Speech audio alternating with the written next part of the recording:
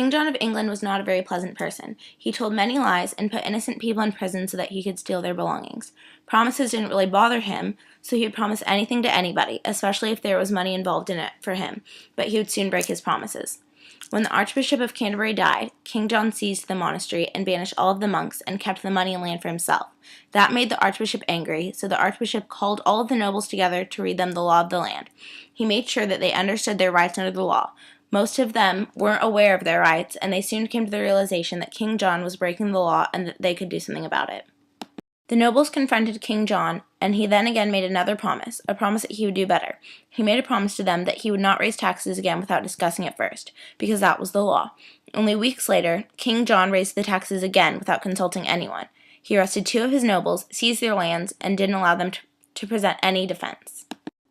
The nobles were very angry, so out of that anger they gathered a huge force of armed nobles at the town of Runnymede. They brought King John there, and the Archbishop read aloud to the king the Magna Charta, also known as the Great Charter.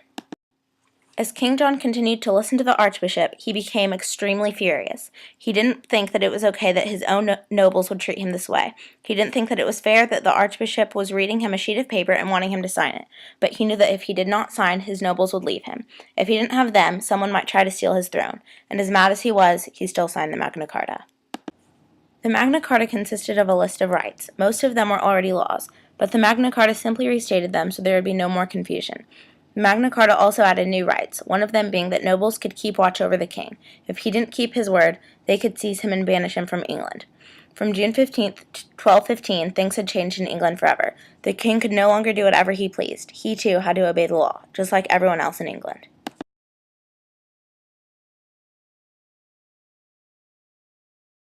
The Magna Charta was created June 15th, 1215 by the barons of England in the Abbey Church.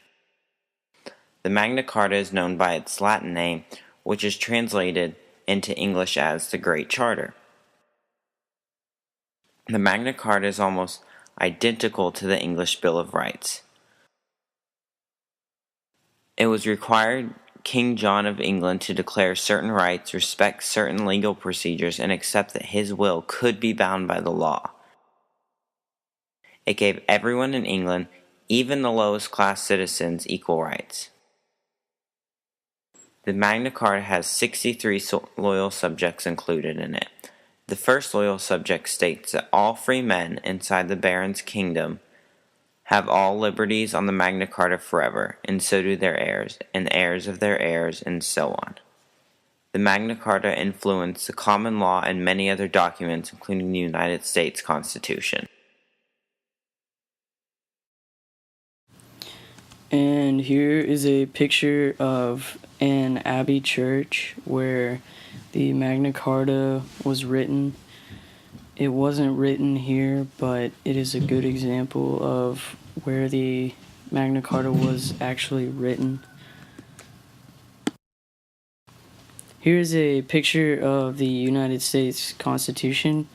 The Magna Charta influenced this document, the common law, and many other official documents.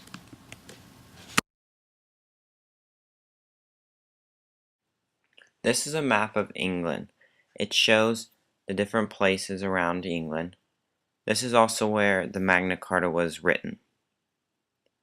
If you didn't know this, the name England is actually an Old English word pronounced Engleland. It means the land of angles.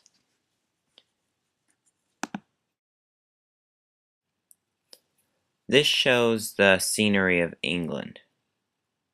Most people think that England is just made up of cities and buildings and restaurants and other places like that, work and no kind of nature places to it.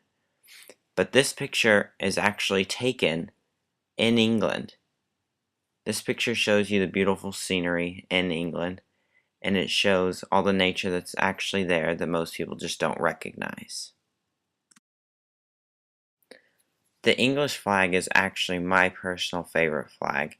I like the simplicity of it and the way it looks. And it has a cool story behind it too.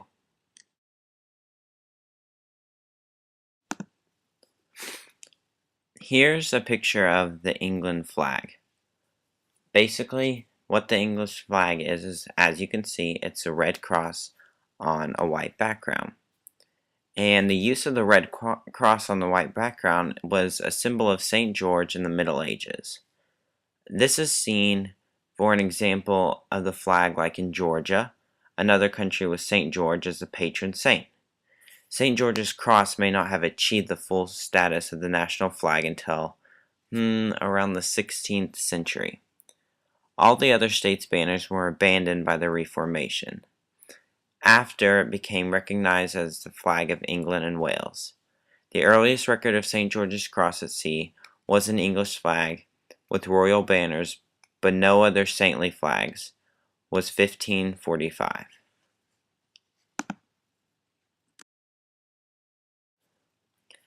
At the beginning of the Crusades, a red cross on white was already associated with England because, like I said before, it was St. George's Cross.